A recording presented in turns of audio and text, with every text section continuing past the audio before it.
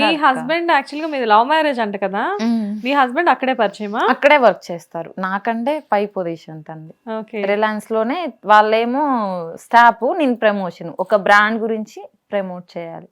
Okay. అప్పుడు మీ husband కి అప్పుడు దాకా మీ మీద ఎటువంటి ఒపీనియన్ ఏం లేదు? లేదు. యాక్చువల్లీ చెప్పాలంటే స్టార్టింగ్ లో అంటే ఇంకా ఇలా భయం కదా, ఎవరన్నా కదిలిస్తే వాళ్ళు నాతో మాట్లాడితే వేరే వాళ్ళు తప్పుగా అనుకుంటారని తన్నే వెళ్ళి అన్నయ్యని పిలిచేదాన్ని. మీ హస్బెండ్? ఓకే. వెళ్ళి అన్ని స్టాక్ ఎక్కడ పెట్టాలి అంటే ముచ్చుగా ఉండేదాన్ని, వెళ్ళి అడగాలి కాబట్టి అడిగేదాన్ని ఇంకా పని ఎక్కువ మగపిల్లోడు చేసినట్టు పని చేసేదాన్ని. అప్పటి వరకు నేనున్నానని కూడా తనకు తెలియదు, ఎవరో అమ్మాయి వస్తుంది మాట్లాడుతుంది. షిఫ్ట్లు వేరు మావి. ఓకే. తనది మార్నింగ్, నాదేమో మార్నింగ్ నుంచి తను నైట్ వరకు ఉంటారనమాట. నేను మార్నింగ్ వెళ్తాను, నాకు మేము ఇలా ఎదురు పడతాం, వెళ్ళిపోతారు తను. కాదు, ఇంత భయంగా ఉండే అమ్మాయి అబ్బాయిలతో మాట్లాడితే ఏమవుతుందో అని చెప్పి ఆలోచించే అమ్మాయి సడన్ గా అదే అబ్బాయితో పెళ్లి, ప్రేమ ఎలాగా? అది ఏమో అండి అలా జరిగిపోయింది. కానీ ఓకే, ఆ అవార్డు తీసుకున్న రోజు తను విజిలేశారు, అక్కడ నేను చూసా తన వైపు. ఓకే. విజిలేశారు, ఇందాక నేను తీసుకునేటప్పుడు వేయలేదు కదా, ఇప్పుడు దీనికి ఇస్తే ఎందుకు విజిలేశారు అని చెప్పి చూసాను. ఆ హెల్పింగ్ నేచర్ నచ్చి విజిలేయగానే చూసి అప్పుడు నవ్వాను. ఓకే, అప్పటి నుంచి ఈ అబ్బాయి మా సెక్షనే ఓకే అని చెప్పేసి, ఎవరు ఏంటని చూస్తే మా సెక్షనే. తన పేరు నాగాంజనీయులు, అక్కడ జస్ట్ అంజీ అని పిలుస్తారంట. మా టీఎల్ని అడిగాను, ఎవరు సార్ అసలు మా సెక్షన్ ఎవరు అంటే, ఆయన మీ సెక్షనే ఉంటాడు, తను నీ పైన సూపర్వైజర్ తను నీకు వర్క్ అంతా షెడ్యూల్ చేసి రాసేసి అక్కడ పెట్టేసి వెళ్తారు. మనం 4th క్లాస్ కదా, అర్థం కాదు కదా అప్పటికి రాదు ఇంకా. అంటే ఎంత చదివినా కూడా చిన్న మైనస్, ఇది ఇక్కడ పెట్టాలి, ఇలా ఉండేది. కానీ రేపటి నుంచి వర్క్ తెలుసుకోవాలి కదా, మంచి అమ్మాయిని మంచి ప్రమోటర్ అని ఇచ్చారు, ఇంకా మంచిగా చేస్తే ఇది ఉండు. 1 monthకే తీసుకున్నా కదా, అందుకని ఎవరు సార్ అసలు నాకంటే, ఇలా ఆంజనేయులు ఇందాక విజిలేసాడు, కేక్ కట్ చేశారు కదా తనంటే, ఇంకా నెక్స్ట్ డే తనని కలవాలి.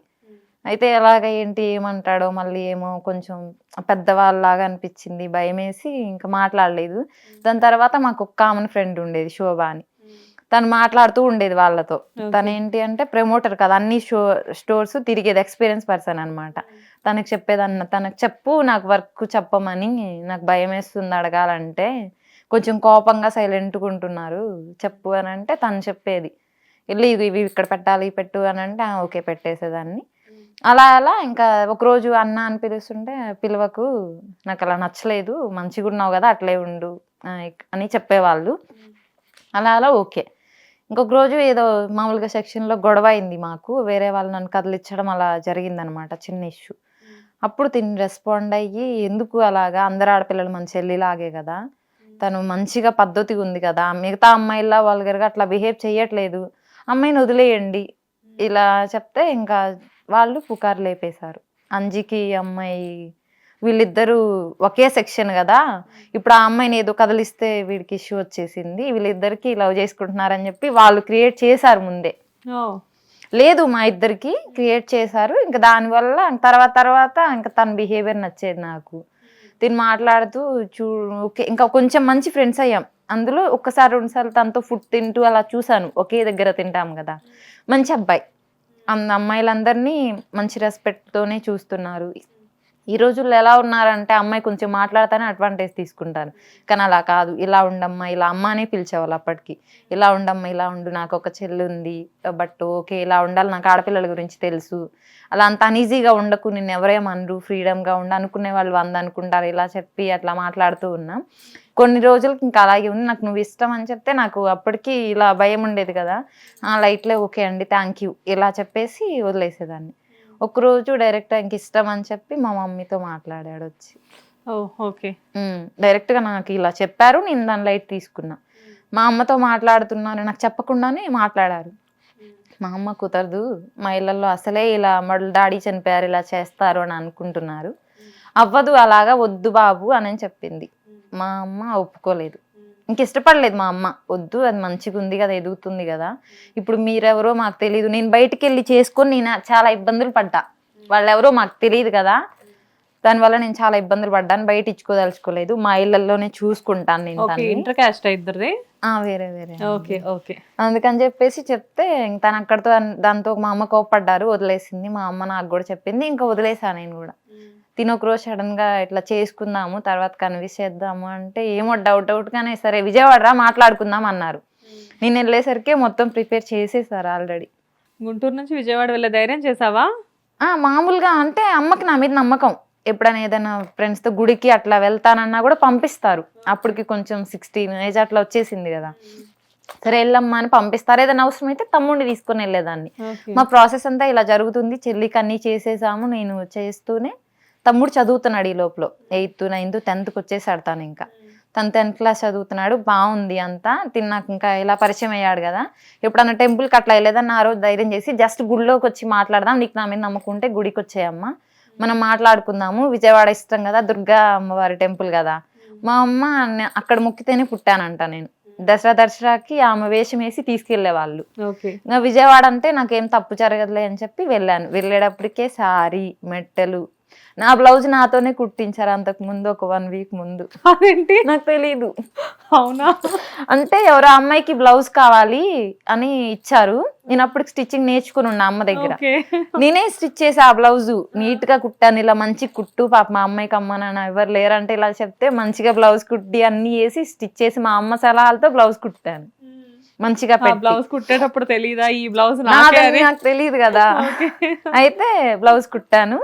అది అయిపోయిందంత. ఒక 1 వీక్ తర్వాత మెట్టెలు అన్ని వాళ్ళు కొనేసారు. అన్ని ఒక్క తాలిబుట్టప్పుడు మాత్రం ఎలాంటివి తీసుకుందాం, వాళ్ళకి మనం గిఫ్ట్ ఇస్తున్నాము అన్నారు. సరే అని షాప్కి వెళ్ళి జ్యువెలరీ, మా మమ్మీ వాళ్ళకి జ్యువెలరీ షాప్ ఉంటది. మా మమ్మీ ఇంకా సెట్ బాగా ఎదిగాం మేము మనీ పరంగా. అమ్మకి శాలరీ అంతా డబ్బులు వచ్చేసినాయి.